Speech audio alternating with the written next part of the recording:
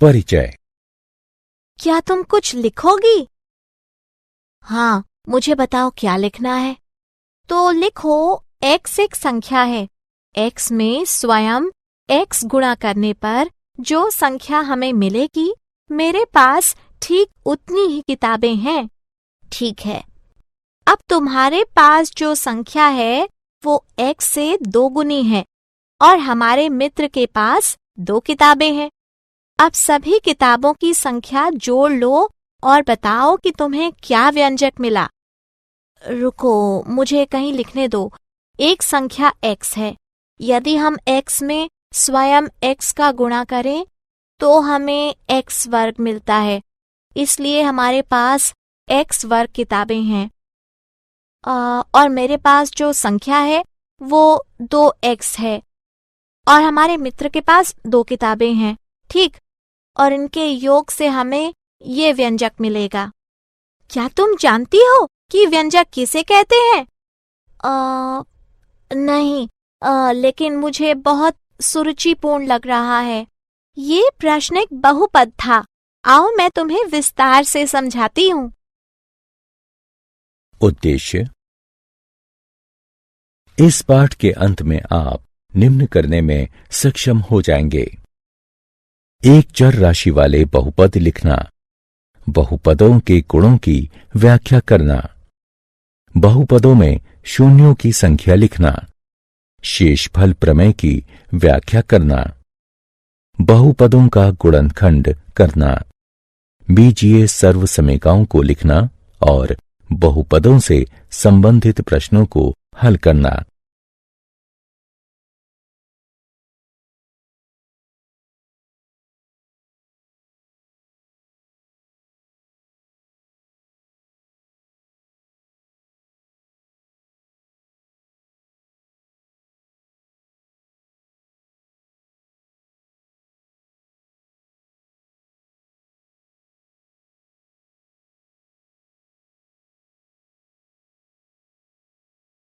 एक चर राशि वाले बहुपद।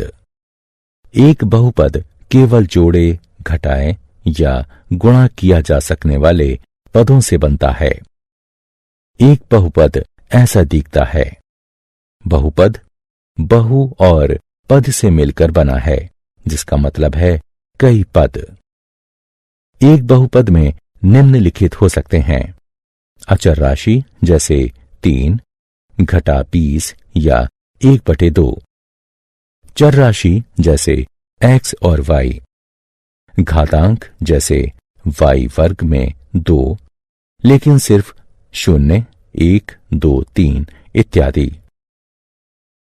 एक चर राशि में बहुपद वह बहुपद होता है जिसके व्यंजक में सिर्फ एक चर राशि होगी, जैसे 2x वर्ग जमा x, y की घात 3 जमा y जमा 1 इत्यादि। परिभाषाएं।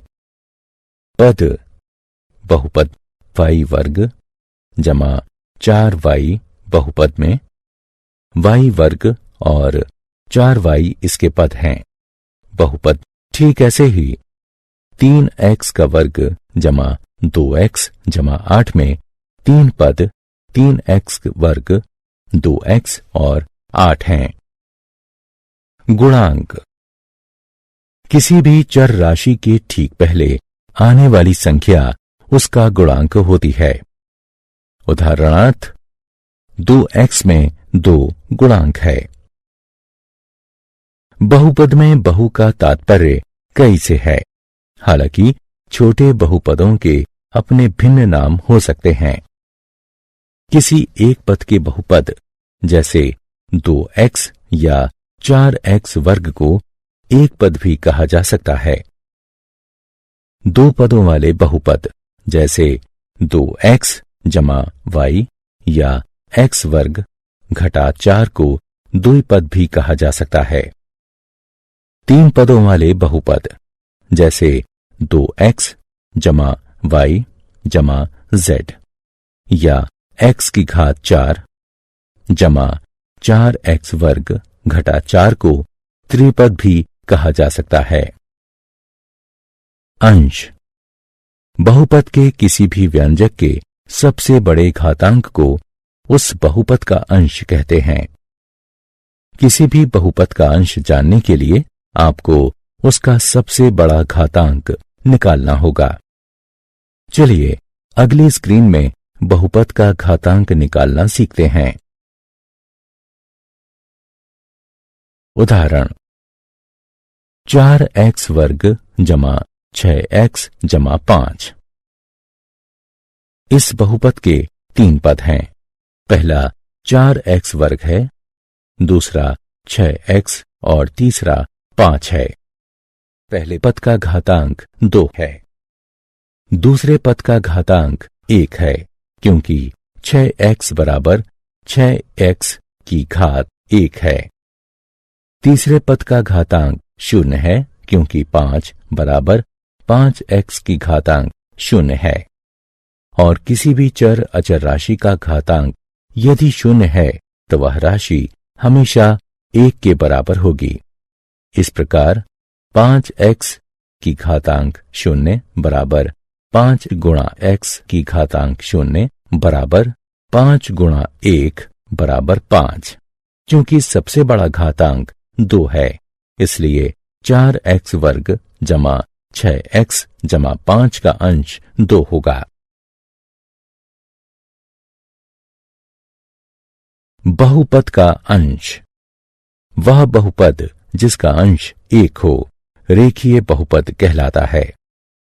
इसका सामान्य स्वरूप ax जमा b है, जहां a और b अचर राशियां हैं और a 0 के बराबर नहीं है। वह बहुपद जिसका अंश 2 हो वर्गीय बहुपद कहलाता है। इसका सामान्य स्वरूप ax वर्ग जमा bx जमा c है, जहां a, b और c अचर राशियां हैं और a 0 के बराबर नहीं है। वह बहुपद जिसका अंश 3 हो त्रिघातीय बहुपद कहलाता है। इसका सामान्य स्वरूप ax की घात 3 जमा bx वर्ग जमा cx जमा d है, जहां a, b, c और d अचर राशियां हैं और a 0 के बराबर नहीं है। यदि किसी बहुपद में सभी अचर राशियां 0 हैं, अर्थात a 0 बराबर a1 बराबर a2 बराबर a3 बराबर इत्यादि बराबर an बराबर 0, तो वह बहुपद शून्य बहुपद कहलाता है। शून्य बहुपद को 0 से दर्शाते हैं। शून्य बहुपद का अंश परिभाषित नहीं है। बहुपद के शून्य। बहुपदों की चर राशियों के आधार पर हम उन्हें p, x, qx, py आदि तरह से दिखाते हैं। उदाहरणार्थ py बराबर y की घात 3 जमा y जमा 1, ry बराबर 2 घटा y वर्ग जमा 6y की घात 5। अब इस बहुपद को देखें। qy बराबर 2y की घात 3 घटा 5y वर्ग जमा 3y घटा 6। यदि हम y का मान 1 रख दें तो हमें यह प्राप्त होगा, जो 2 घटा 5 जमा 3 घटा 6 यानी घटा 6 के बराबर होगा। इसलिए y बराबर 1 रखने पर q y का मान घटा 6 होगा। अब हमें py बराबर y जमा 1 को हल करना चाहिए। y का मान 1 रखने पर हमें p बराबर 2 प्राप्त होगा। अब y का मान ऋण 1 रखने पर हमें p ऋण 1 बराबर ऋण 1 जमा 1 मिलता है, जो 0 के बराबर है। चूंकि p घटा 1 बराबर 0 है, इसलिए हम कह सकते हैं कि बहुपद py का शून्य घटा 1 है। बहुपदों के शून्य को बहुपदों का मूल भी कहते हैं। एक अशून्य अचर बहुपद का कोई शून्य नहीं होता। एक रेखीय बहुपद का केवल एक शून्य होता है। उदाहरण, देखिए और बताइए कि घटा 4 और 4 बहुपद x घटा 4 के शून्य हैं या नहीं। हल, माना कि px बराबर x घटा 4 घटा 4 के मान को प्रतिस्थापित करने पर हमें p घटा 4 बराबर घटा 4 घटा 4 बराबर घटा 8 मिलता है। 4 के मान को प्रतिस्थापित करने पर हमें p4 बराबर 4 घटा 4 बराबर 0 मिलता है। हम देख चुके हैं कि p घटा 4 बराबर घटा 8 और p4 बराबर 0 है। इसलिए 4 तो x घटा 4 का शून्य है, लेकिन घटा 4 नहीं है। चलिए अब हम बहुपद QU बराबर 2U जमा 1 का शून्य निकालते हैं। हल, किसी भी बहुपद का शून्य निकालना किसी समीकरण को हल करने जैसा ही है, इसलिए हम px बराबर 0 को हल करेंगे। इसलिए 2u जमा 1 बराबर 0 हमें u बराबर घटा 1/2 यह परिणाम देता है। इसलिए घटा 1/2 बहुपद 2u जमा 1 का शून्य है।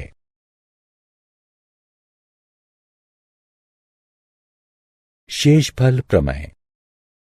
अंकगणित में हम कैसे भाग देते थे, जहां हमें याद है।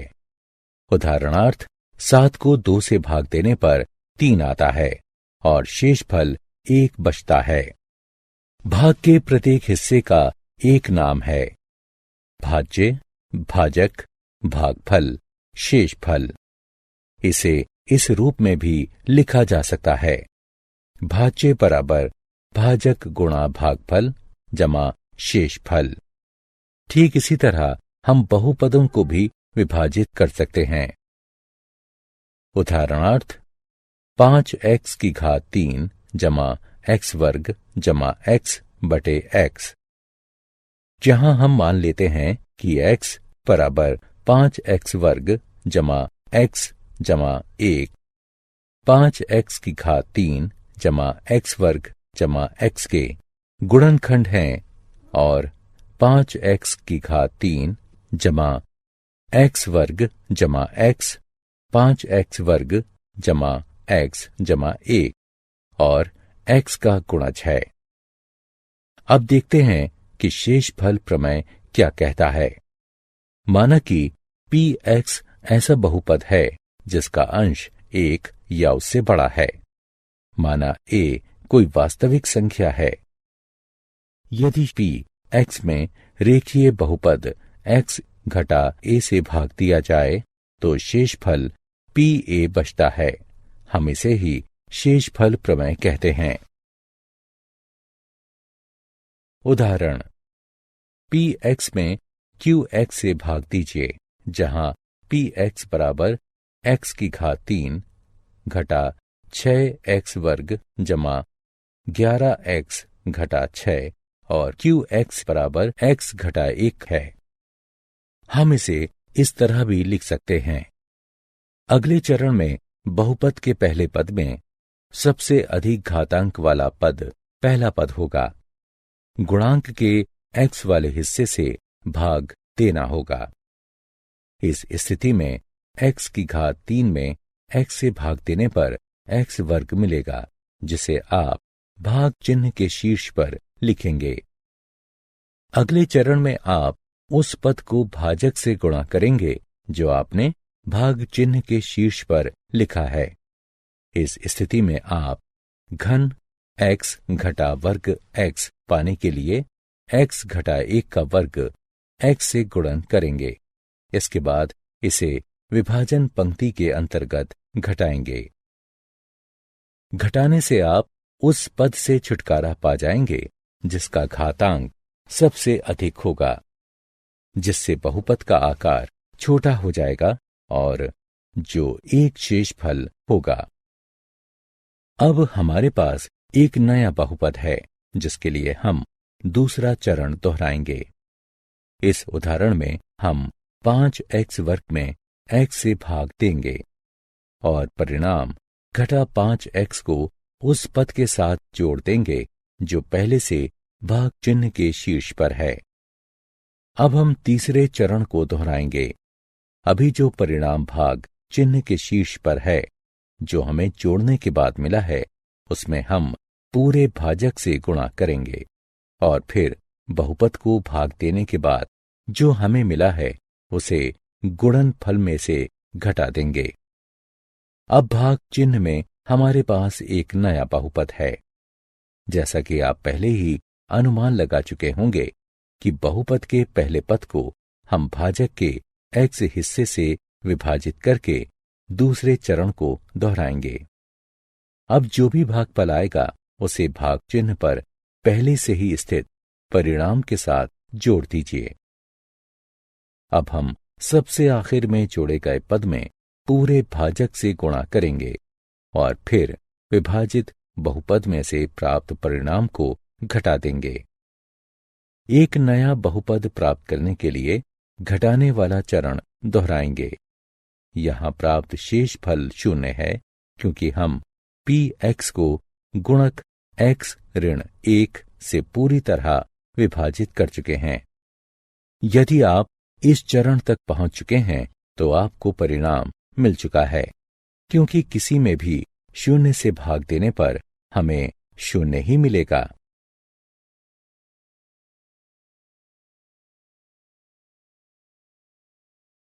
दो x की घात 4 जमा x की घात 3 घटा x वर्ग जमा x जमा 3 में x घटा 1 से भाग देने पर शेष फल क्या होगा? हल। यहां px बराबर 2x की घात 4 जमा x की घात 3 घटा x वर्ग जमा x जमा 3 और x घटा 1 का शून्य 1 है। इसलिए p1 बराबर 2 1 की घात 4 जमा 1 की घात 3 घटा 1 वर्ग जमा 1 जमा 3 बराबर 6। इसलिए शेषफल प्रमेय के अनुसार 2x की घात 4 जमा x की घात 3 घटा x वर्ग जमा x जमा 3 में x घटा 1 से भाग देने पर शेषफल 6 होगा।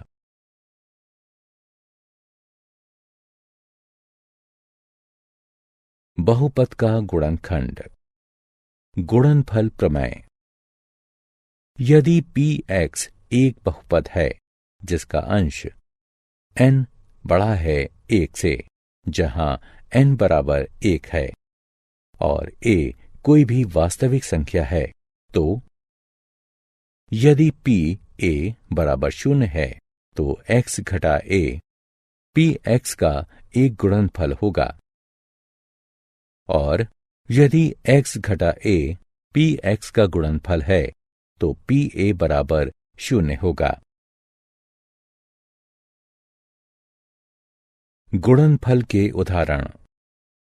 उदाहरण: बहुपद 2x का वर्ग घटा 5x जमा 3 का गुणनखंड कीजिए। हल। माना f(x) बराबर 2x वर्ग घटा 5x जमा 3 है। चलिए प्रयत्न और त्रुटि विधि द्वारा x बराबर 1 की जांच करते हैं। इसलिए f1 बराबर 2 1 का वर्ग घटा 5 1 जमा 3 बराबर 2 घटा 5 जमा 3 बराबर 0। गुणनफल प्रमेय के अनुसार यदि f1 बराबर 0 है तो x घटा 1 बहुपद fx का गुणनखंड होगा। इसलिए x घटा 1 दिए गए बहुपद का गुणनखंड होगा। दिए गए बहुपद में x घटा 1 से भाग देने पर हमें 2x घटा 3 मिलता है। इसलिए दिए गए बहुपद के गुणनखंड x घटा 1 और 2x घटा 3 होंगे। बीजगणितीय चिन्ह। यहां कुछ बीजगणितीय चिन्ह हैं, हम जिन्हें पहचानना सीखेंगे।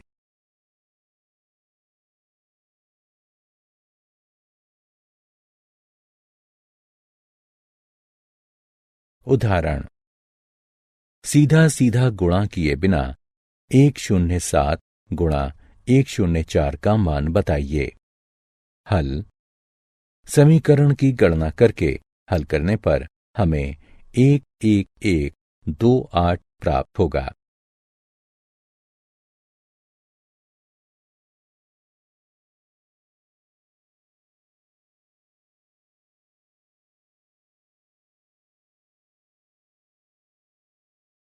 क्या आप जानते हैं, बहुपदीय गुणनखंड के वास्तविक शून्यों की संख्या बहुपद के अंश से अधिक नहीं होती। एक बहुपद के वास्तविक शून्यों की संख्या उस बहुपद के अंश के बराबर या अंश से 2 के गुणनफल में कम की संख्या के बराबर होगी।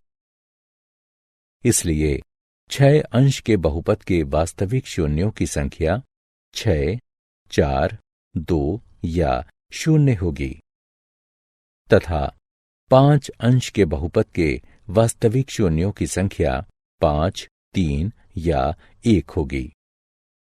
विषम अंश के सभी बहुपदों का कम से कम एक वास्तविक शून्य होता है।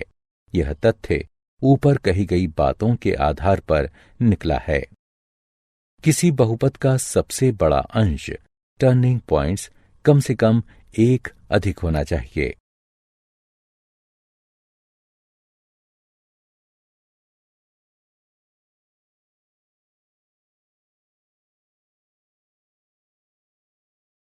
सारांश।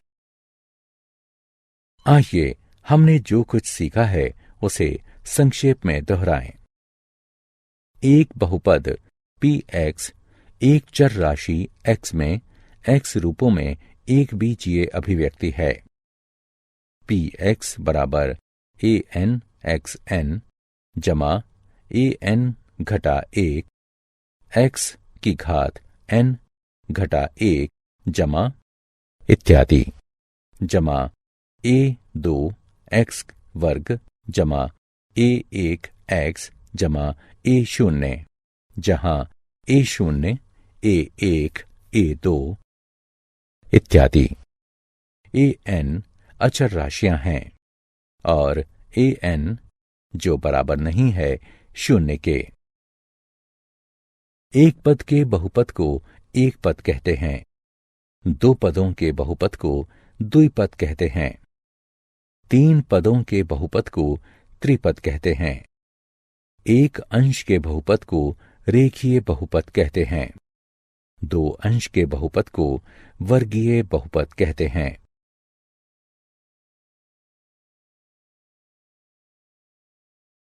तीन अंशों के बहुपद को त्रिघातीय बहुपद कहते हैं।